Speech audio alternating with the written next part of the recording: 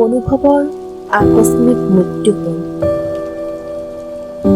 আকস্মিকভাৱে হেৰাই গ'ল আশাৰ ৰশ্মিবোৰ। নিঃশেষ হ'ল একান্ত ভাৱনাবোৰ। পাহৰণিৰ গহ্বৰত সোমাই গ'ল বোকাটোৰ পদাতিকৰ আলৈ এঠানি।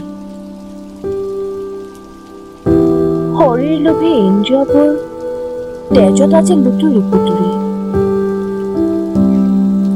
আবেগবোৰ অচল হ'ল।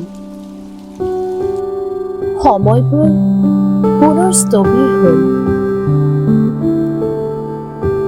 কাল সন্ধ্যা শলিতা গজি হঠাতে নুমাই গ'ল।